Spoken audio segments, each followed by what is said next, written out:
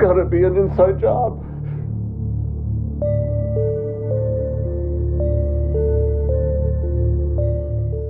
Hello, and welcome into Hidden Doors of Deception, the linguistic staging of a crime scene, Part 2. In this episode, we will continue the systematic examination of the statements the Ramseys made inside their home on the day after Christmas in 1996. Specifically, we will bring attention to the statements that were made between the 911 call and immediate aftermath of the discovery of JonBenet. Let's dig into the details right away and start with some of the statements that were made by both Ramsey parents within the first hour or so after Officer Rick French responded to the scene shortly before 6 a.m. As in the first episode, let's begin with French's report and circle in on a paragraph written on the second page. It reads, "As Mr. Ramsey made preliminary telephone calls to gather the attendant amount of money, he told me that the only other people with keys to his house were Linda Hoffman Pugh and two relatives in Atlanta, Georgia. Miss Ramsey told me that Linda Hoffman Pugh had spoken to her on the telephone on the morning of the 24th and asked for a loan of $2,000. Linda had called later that day and seemed upset about an argument with her sister, and she made plans to come by the Ramseys' house while they were out of town and pick up a check that the Ramseys would leave for them." Okay, so right from the beginning, within the first half hour of French's arrival, both John and Patsy Ramsey are teasing that their housekeeper, Linda Hoffman Pugh, might be a possible suspect in the kidnapping of their daughter. Hoffman Pugh. Linda Hoffman Pugh. Take a deep breath. She needs money for her rent. I promised her $2,000. Slow down. Slow down. The check is right in the kitchen, just ready to be made out. Does she have a key to the house? Of course she has a key. She cleans for us. Take note that within the first few minutes of the investigation, Mr. Ramsey provides the police with opportunity. The housekeeper could have easily entered their house. She had a key. And Patsy provides the motive. She was desperate and needed the money. Continuing on. When Nedra Paul, Patsy Ramsey's mother, was advised by telephone of the incident, she asked the officers on the scene be told of Linda Hoffman Pugh, often commenting on how beautiful JonBenet was, and if Miss Ramsey was concerned that she might be kidnapped. These factors relating to Hoffman Pugh were given to Detective Arndt, and she began to develop background information on her. This is quite interesting. So, even before the sun came up that morning, we have three members of the Ramsey family suggesting or indicating to the police that the housekeeper, Linda Hoffman Pugh, was the most likely suspect in the disappearance of JonBenet. French goes on to say that two other suspects were given by the Ramseys. One was an ex-employee who had been fired during the past summer and had threatened to bring down Mr. Ramsey's business, Access Graphics. His name is Jeff Merrick. Let's quickly move to Detective Linda Arndt's report and look at what the Ramseys told her about Linda Hoffman Pugh. On the second page, Arndt is describing what she learned from Officer French when he briefed her upon arriving at the scene at 8:10 a.m. She writes, "Patsy woke up this morning and discovered the suspected ransom note at the bottom of the spiral staircase. Patsy originally thought that the note may have been left by the housekeeper. After the detective connected a tape recorder to a phone in the den on the first floor, she moved to the sunroom to gather information from Patsy. Patsy told Arndt that the note had been written on a legal pad-sized paper and that she originally thought the note might have been left by her housekeeper.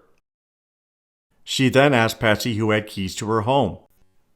Patsy said the woman who was responsible for the housekeeping, Linda Hoffman Pugh, had a key to her home. She then asked Patsy if she could think of anyone who might be responsible for JonBenet's disappearance. Patsy told her that the housekeeper, Linda Hoffman Pugh, had asked to borrow money on December 24th. Linda was supposed to clean up from the party on the morning of the 24th. However, Linda had phoned Patsy on the morning of the 24th and asked Patsy if she could borrow some money. Patsy had said yes. Patsy told me she had loaned money to Linda in the past. Linda phoned Patsy again on the afternoon of December 24th, and Linda was crying. Linda said she needed to borrow $2,000. Patsy thought the money was needed for dental repair for Linda and her family. Patsy told Linda that she would write a check for $2,000. Patsy said she would leave the check on the kitchen counter. Patsy would go on to say her housekeeper worked for about 2 years and she cleans the Ramsey home twice a week and is paid $200 a week. Patsy further told me that Linda's adult children have had problems in the past 2 months. Patsy believed that one of Linda's adult daughters had been in contact with the safe house because of domestic violence problems and thought the adult daughter's domestic problems might have occurred prior to Thanksgiving of 1996. Further on, when Art was in the den, Father Rawl relayed the same message to her as he did French. The pastor told me about a telephone conversation Patsy had with her mother. Patsy's mother had spoken with the housekeeper Linda while Patsy's mother had been living in the Ramsey home.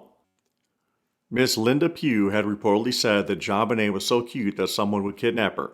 I met with Patsy and asked her about her telephone conversation with her mother. Patsy told me that she had spoken to her mother after she had discovered JonBenet was missing.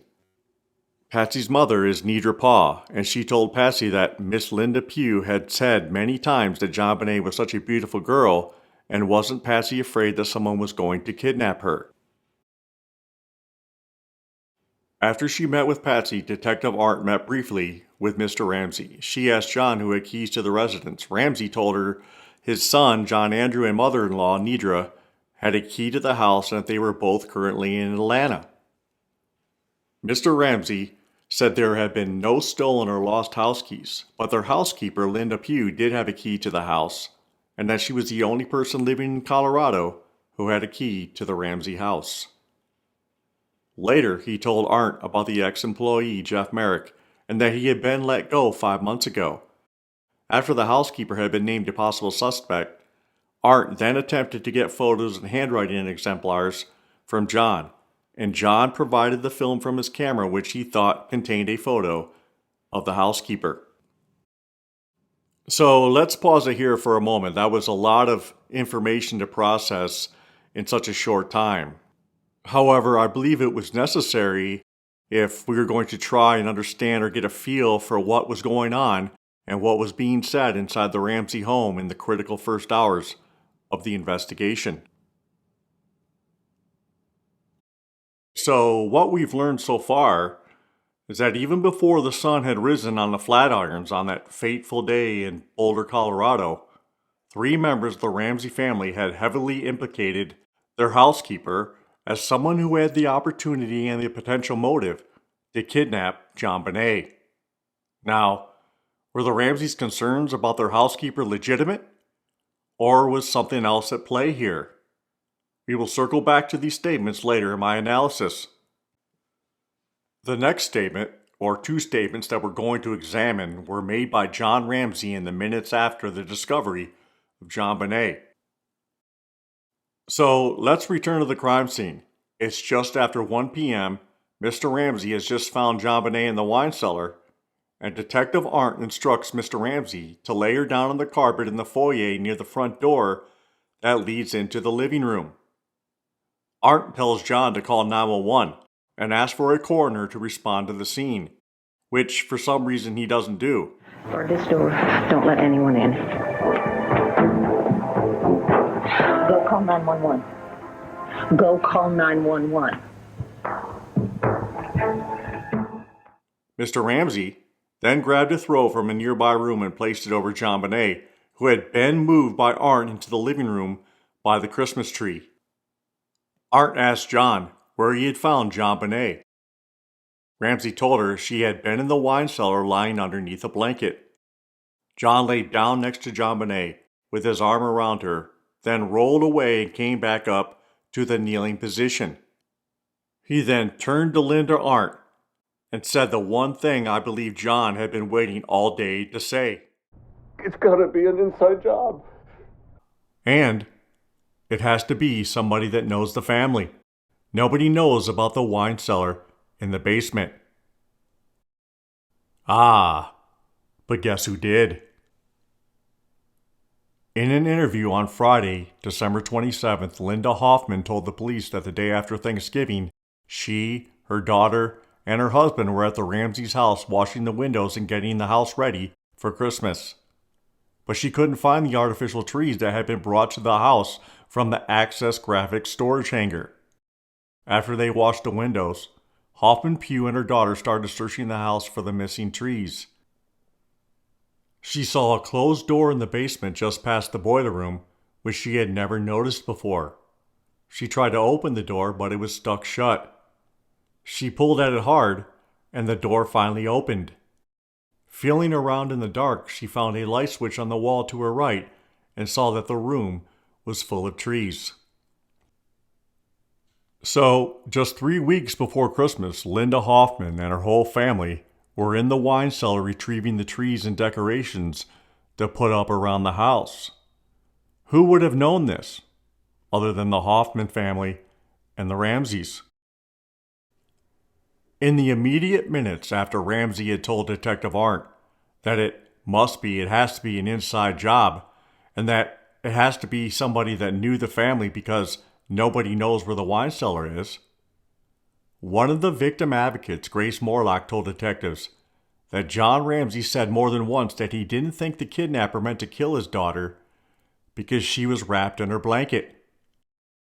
Also, in an interview with the Reverend Raul Halverstock, he told the police that Mr. Ramsey had blurted out, "I don't think he meant to kill her because she was wrapped in a blanket." Those statements made by Mr. Ramsey in the first moments after the discovery of his daughter in the basement are quite curious, or might I say, spurious. Now, why would Mr. Ramsey be so convinced this early on that it had to be an inside job? Let's bring the earlier statements made by the Ramseys that morning that singled out Linda Hoffman Pugh and Jeff Merrick as suspect number 1 and suspect number 2. For students of this case, it should be recognized that both Ramsey parents were throwing shade on their employees and ex-employees from the get-go. Their insistence that it was an inside job indicates they were both on the same page before they called 911. Linda Hoffman had a key, and Jeff Merrick was a disgruntled employee who had an axe to grind with John and Access Graphics and believed he was owed money. Not only did Patsy tell Detective Arndt that Linda Hoffman had a key to their house, she also told her that the note had been written on a legal pad-sized paper and that she originally thought the note might have been left by her housekeeper. But why would Patsy think that? Well, she might have had a good reason to. Would you believe inside her own house, Linda Hoffman had an identical legal pad and some of the same Sharpie pens that were used to construct the ransom note?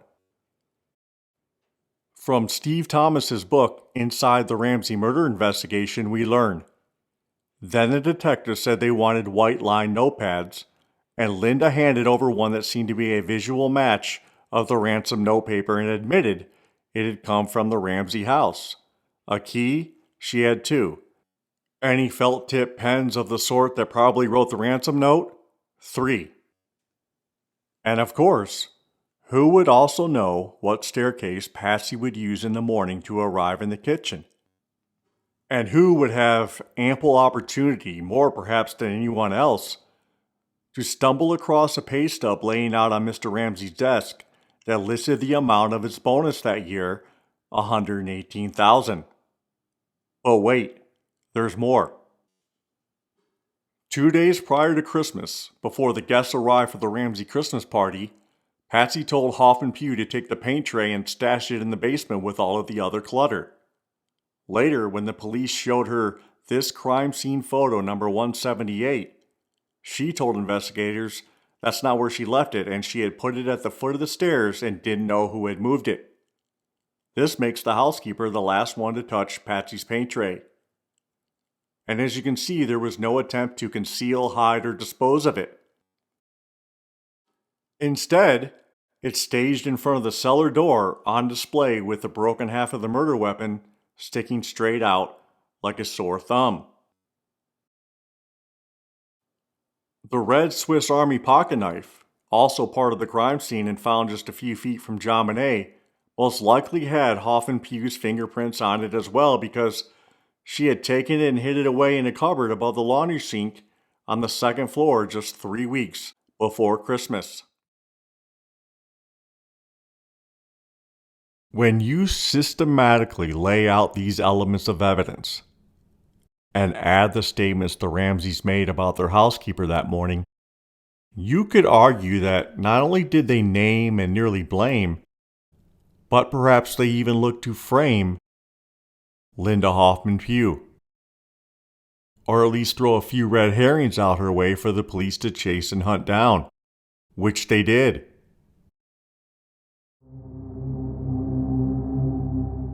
If you are perplexed, if they were involved, as to why Mr. Ramsey was so steadfast in his statements that all the doors were locked that night and why he didn't tell the police about the broken window in the basement that day,